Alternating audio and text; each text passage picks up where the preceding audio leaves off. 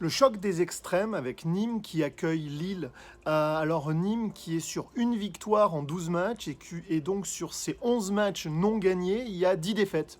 Donc la série est absolument catastrophique et Nîmes vient de perdre à domicile contre Dijon, vient de perdre 5-0 à Strasbourg. Autant vous dire que la période est très très compliquée côté nîmois. C'est l'équipe qui aujourd'hui, si on devait pronostiqué serait dans la charrette pour la Ligue 2 à coup quasi sûr. Ils accueillent une équipe lilloise qui vient de perdre pour la deuxième fois seulement depuis le début de la saison, qui a perdu à domicile contre Angers, qui aura à cœur de se racheter, avec notamment parce qu'ils sont bien supérieurs à cette équipe nîmoise et qu'ils étaient sur une série extrêmement positive et qu'il va falloir continuer 2021 comme ils avaient fini 2020 pour rester dans les clous puisqu'ils sont deuxième ex-aequo avec le PSG. Dijon-OM, autre match des extrêmes avec le Nîmes-Lille. Dijon qui a pris un point assez fondamental, notamment au niveau des têtes cette semaine à Reims, puisque pour la première fois, Dijon n'est plus directement relégable, laissant ces places-là à Dijon, à Nîmes et Lorient, pardon. Dijon qui est sur une série plutôt positive, même si les matchs nuls ne lui permettent pas d'avancer suffisamment vite pour se sauver rapidement. Puisque telle est l'ambition des Dijonnais. Ils sont quand même sur une série positive avec David Linares depuis son arrivée.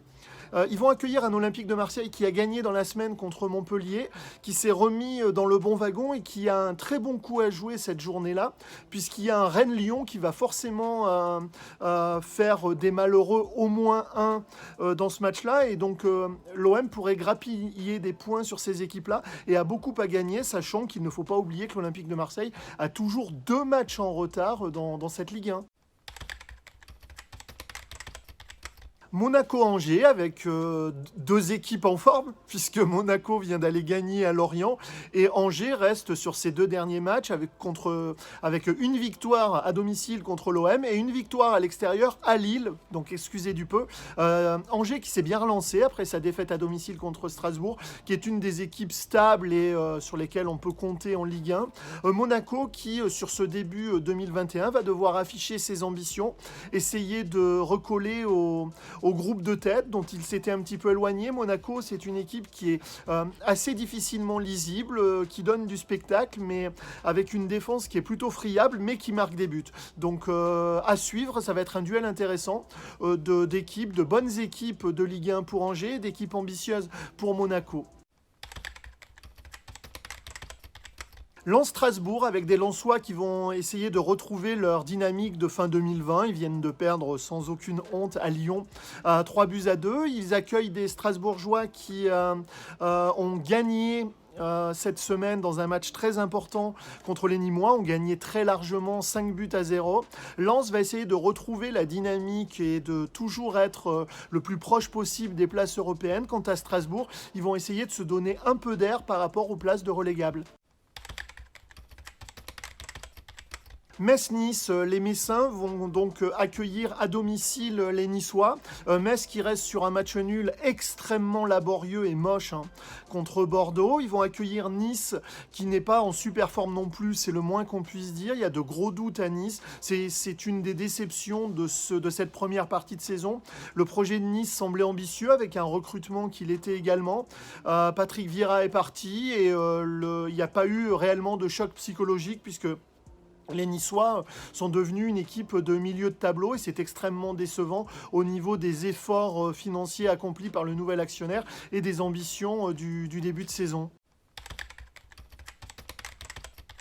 Bordeaux-Lorient, Bordeaux qui découvre la vie sans Hatem Ben Arfa et qui, sans Hatem Ben Arfa, perd la créativité, peut-être la seule créativité qu'il y a dans ce groupe bordelais. Bordeaux qui est une équipe décevante, qui est solide, qui prend très peu de buts, mais qui est extrêmement décevante. Ils accueillent une équipe de Lorient qui a beaucoup à jouer sur ce match-là, puisque Lorient est maintenant relégable, puisque avec son match nul à Reims, les Dijonais les ont doublés. Lorient va devoir venir faire un résultat à Bordeaux, ce qui n'est pas simple, parce que si Bordeaux attaque mal, Bordeaux est une équipe extrêmement solide. MHSC Nantes, les Montpelliérains qui restent sur une défaite au stade Vélodrome contre l'Olympique de Marseille, non sans démériter, en ayant fait plutôt un bon match, vont accueillir Nantes. Nantes qui a décidé de se donner un second souffle et du renouveau en recrutant un jeune entraîneur, Raymond Domenech. Match nul dans le derby contre Rennes pour sa première apparition en tant qu'entraîneur du FC Nantes. Un Nantes qui, mine de rien, est à 16 points en 18 matchs et a la chance que derrière, ça n'avance pas très vite, qui est sur une série négative et qui va devoir en tout cas prendre des points partout, et notamment à Montpellier où ça ne sera pas simple. Montpellier a un bon coup à jouer parce que Montpellier est à 3 points du top 6 et va devoir enchaîner les victoires à domicile. La première partie de saison 2020 à Montpellier, ce qui était original, c'est que c'était une équipe extrêmement efficace à l'extérieur et un petit peu plus friable à domicile, et il va falloir être fort également à domicile si Montpellier veut avoir de l'ambition. Et à en croire le discours de son capitaine, Andy Delors, Montpellier est ambitieux, donc il va falloir prendre des points face au FC Nantes.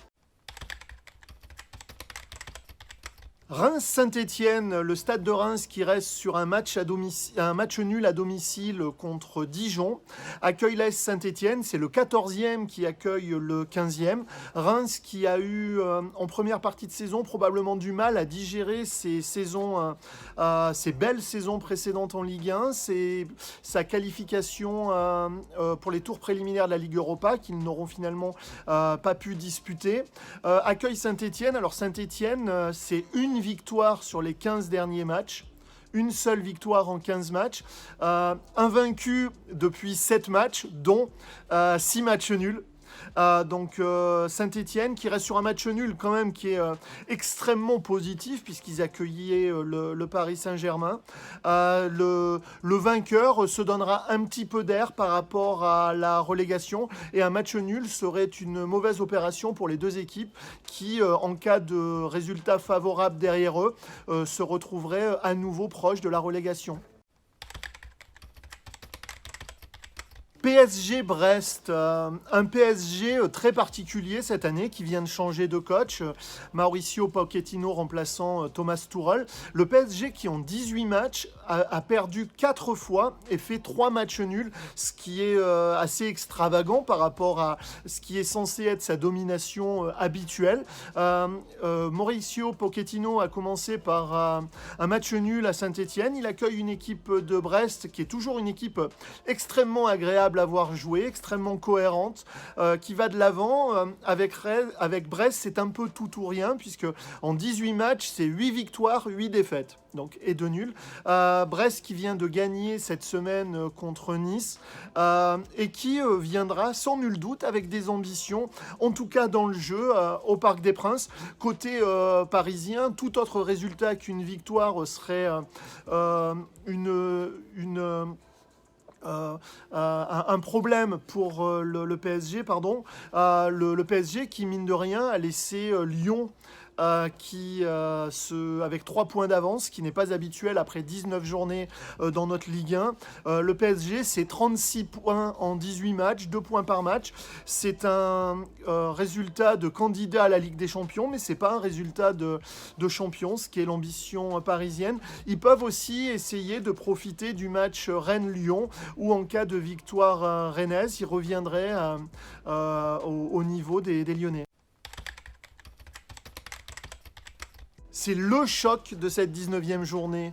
Rennes qui accueille l'Olympique Lyonnais. Rennes qui reste sur 5 matchs sans défaite, dont 4 victoires et le dernier match un nul à Nantes. et qui accueille l'Olympique Lyonnais. L'Olympique Lyonnais qui est sur une seule défaite sur les 19 derniers matchs. C'était à Montpellier, qui vient de prendre 25 points sur 27. Donc autant dire que la série lyonnaise est extrêmement impressionnante. L'Olympique lyonnais est le leader de la Ligue 1 et va donc se déplacer au Rosen Park en tant que leader de la Ligue 1 et que c'est peut-être l'occasion pour l'Olympique lyonnais d'envoyer un message en disant voilà, nous sommes l'Olympique lyonnais et nous sommes de retour dans le haut de la Ligue 1. L'Olympique lyonnais qui est une équipe qui, si elle peut être un petit peu friable défensivement, est une équipe qui est extrêmement dominante au milieu de terrain et avec de grosses qualités aussi devant qui lui permettent de beaucoup marquer. Je dirais que l'Olympique lyonnais est une équipe qui organise et attaque bien entre le milieu et l'attaque, mais c'est une équipe qui prend beaucoup de buts. Donc ils vont affronter le Stade Rennais qui lui aussi, s'il veut continuer à ambitionner le haut de tableau, va devoir faire un résultat.